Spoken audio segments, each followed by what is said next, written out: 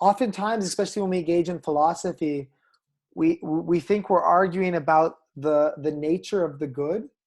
And he clarifies that no, everybody knows what the nature of the good is. The good is a good thing. The good is a thing that's worth pursuing and a thing that benefits you.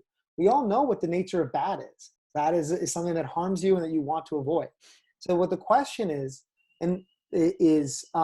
how do we then apply those concepts? What do we apply them to? And when we make mistakes is when we call the wrong things bad or we call the wrong things good. So it's this idea where we're already born as intelligent beings with the appropriate responses. We will pursue what we think is good. We will avoid what we think is bad. We already have these responses built into us. So then what we need to do is really understand what's properly good and what's properly bad.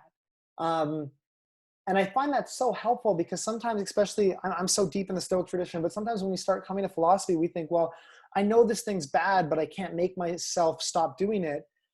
And the Stoics just take the question entirely the different direction. Is look, if you knew it was bad, you wouldn't do it, right? Like our bodies are designed in a way, right, where our hormones, our physiological responses are reflections of our judgments. And that's been backed up by contemporary neuroscience. We feel emotions based on our judgments about things. The mistakes here, at least the biggest mistakes, are ones of judgment. And maybe that judgment is really subconscious. Maybe that judgment is really deep in a way that the Stoics didn't give credit for.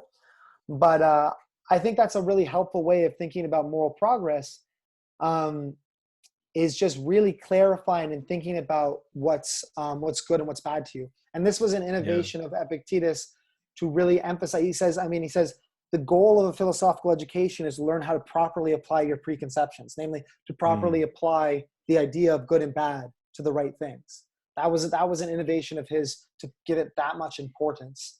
And I think that's a helpful way of starting a moral education. Yeah.